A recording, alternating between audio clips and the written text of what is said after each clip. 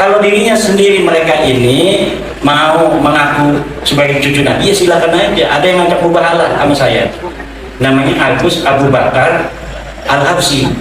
Ayo mubahalah, siapa yang kenal anak Allah? Tidak mau saya. Kenapa?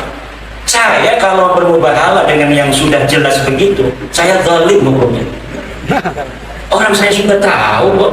Kayak tadi tuh, orang tuanya kan yang ngomong sama anaknya ini, kamu bukan anaknya Kang Idris, kamu anak saya. Nggak mau, saya anaknya Kang Idris. Mubahalah, siapa yang dapat anak Allah? Jelas ibunya ini nggak bakal mau, karena ibunya tahu ini anak dia. Kalau dia mau mubahalah, anaknya yang akan celaka. Saya kepada habaib itu begitu, nggak mau saya melihat habaib itu membawa-bawa nama anak keturunannya untuk celaka, nggak mau saya.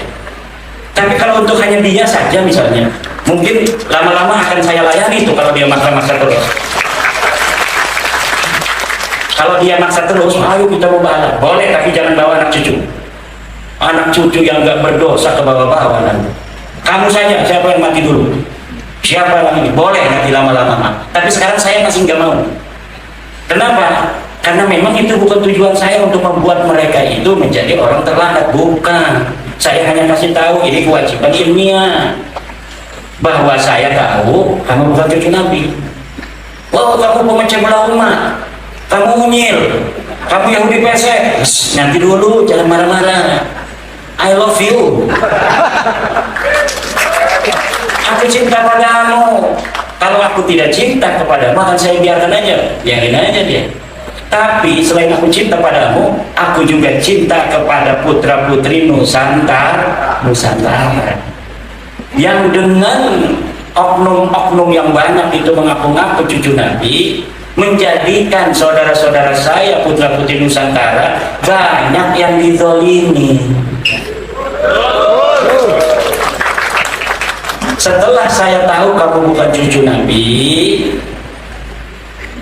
dan masih banyak saudara-saudara saya yang mengakuinya, walaupun dengan mengakuinya itu mereka rugi dunia akhirat, kewajiban saya untuk mengatakan dan merayu, mendakwahi, menasehati, mewasiati saudara-saudara saya, mereka bukan cucu Nabi.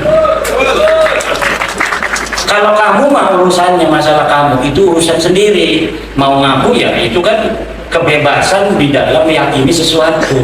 Tetapi kalau hubungannya dengan saudara-saudara saya, Mukhibin, ini kan saudara saya Mukhibin, ini mantan Mukhibin, ini mantan Mukhibin, ini mantan Mukhibin, ini mantan Mukhibin besar ini. Saya mantan Mukhibin juga. Banyak yang pernah kita berikan karena kita mengharapkan cinta kepada Rasulullah dan cintanya Rasulullah kepada kita. Kemudian kita memberi sesuatu kepada orang yang mengaku keturunannya, walaupun kita juga punya riwayat sebagai keturunannya, tapi kan kita tidak mengaku-ngaku. Kita pegang aja sendiri, bisa jadi nanti akan ketemu Rasulullah diaku sebagai anak cucu benar. Alhamdulillah. Lebih baik kita deg-degan apa benar apa bukan ini silsilah orang tua kita. Tapi kemudian kita karena benar apa tidak begitu, kemudian kita tidak mengaku-ngaku di hadapan orang. Lalu ketika ketemu Nabi, wahai cucuku sini duduk bersamaku. Daripada orang yang tiap hari ngaku-ngaku sebagai cucu Nabi, marah kalau bukan dibilang bukan cucu Nabi, pas ketemu Nabi, wahai kakekku, kakek moyangmu, saya bukan kakek kamu, sana kamu. Daripada digituin, malu-maluin. Betul apa tidak? Dan saya kalau tidak yakin apa yang akan saya sampaikan ke masyarakat itu sebelumnya itu adalah kemaslahatan, saya tidak akan sampaikan. Lama itu bagaimana saya, apakah ini maslahat apa tidak buat habaib, terutama ini maslahat ataukah tidak untuk umat Islam. Kalau maslahat, ya Allah berikan keteguhan padaku untuk mau mengungkapkannya. Kemudian Allah memberikan keteguhan, ungkapkan. Buktinya tidak ada penghalang waktu saya mengungkapkannya. Ketika saya taruh itu di web pondok pesantren saya, langsung mendapatkan apresiasi dari seorang doktor Universitas Islam Indonesia Internasional yang di Depok. Nanti akan saya bahas katanya di channel YouTube saya. Dibahaslah oleh beliau waktu itu belum banyak yang mau nonton, karena beliau kan seorang ilmuwan kan ngomongnya ngebosenin. Ngomong namanya ilmuwan, saya kalau melihat apa namanya itu Dokter Sugeng ngomong, itu harus berkali-kali itu di YouTube itu untuk bisa memahaminya. Beda kalau dengan kiai itu ngomongnya karena biasa dengan orang-orang awam, jadi cara menyampaikannya langsung dipahami orang awam. Kalau ilmuwan-ilmuwan yang di kampus itu, kalau Pak Dokter Sugeng Sugiarto itu nerangin DNA, saya puternya berulang-ulang. Akhirnya saya tulis lagi dengan bahasa sederhana agar bisa dicerna oleh masyarakat awam. Bahkan saya nanya dulu, ini saya tulis begini, Pak Dokter Sugeng benar gak yang saya tulis ini, yang diterangin Pak Dokter itu? Benar.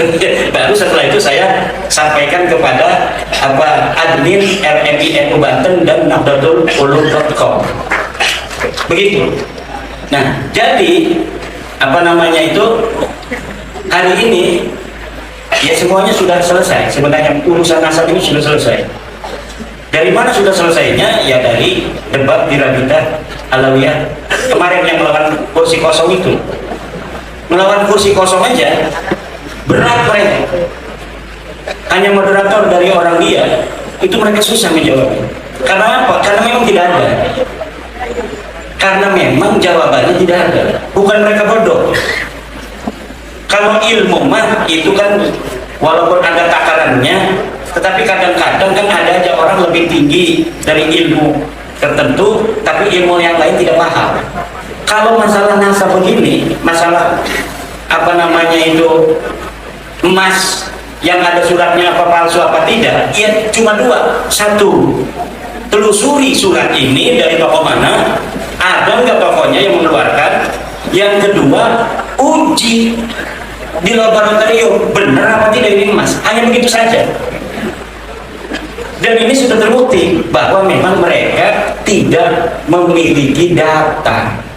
Kenapa mereka tidak memiliki data? Ya karena memang selama 550 tahun itu tidak ada sama sekali itu. Nama-nama itu nama-nama yang dibikin. Mulainya dari sekarang nih, saya pengen ini ke Gajah Mada, tapi saya tahunya hanya sampai kakek saya. Ya dari kakek saya dibikin nama-nama supaya sampai Gajah Mada. Begitu ceritanya dia. Nah kalau dicari di bukti sejaman, ya nggak bakal ketemu. Kalau Empu Sendok ada di Tebu Ireng, di Jombang, bener nggak? Ada prasastinya di Jombang. Di Pasuruan ada prasastinya Empu Sendok. Dilihat tahunnya 932, bener ada. Tapi kalau Ubed, kenapa itu dicari-cari naskahnya tidak ada, prasastinya tidak ada? Karena orangnya tidak ada. Jangan gegabah. Orang yang tidak disebutkan bukan berarti tidak ada. Betul. Yang tidak disebutkan bukan berarti tidak. Tadi saya nyebutin nama kiai-kiai beberapa, kebanyakan kalau semuanya. Yang tidak disebutkan itu ada kan? Tapi saya tidak sebutkan. Kenapa? Kebanyakan. Betul nggak ya dong? Ada lagi tidak disebutkan dalam kitab bukan berarti ya tidak ada ya. Tidak disebutkan bukan berarti tidak ditemukan. Kalau ini ditemukan tapi tidak disebutkan. Tidak ditemukan bukan berarti tidak ada. Betul. Sekarang ini Yai Mubarok tidak ditemukan nama saya. Mana itu tadi orang habis melantik orangnya kabur. Tidak ditemukan nama saya di sini. Tapi orangnya ada. Betul nggak? Yai Mubarok kan ada kan? Ada di mana? Nggak tahu. Tapi orangnya ada. Kenapa saya mengatakan orangnya ada? Karena sebelum sekarang ini saya udah ketemu dulu. Waktu baru datang salaman sama dia, berarti yakin ada korinah Yai Mubarok ini orangnya ada. Tapi sekarang tidak ditemukan. Makanya itu teori adamul wujdan la yang tadi adamul wujud itu betul, tapi biqoroina harus dengan korinah. Korinahnya apa? Seperti tadi kita yang pernah bertemu dengan Yai Mubarok, tapi sekarang tidak ada, tidak ditemukan sekarang ini, bukan berarti Yai Mubarok tidak ada. Dari mana tahunya? Karena ada korinah.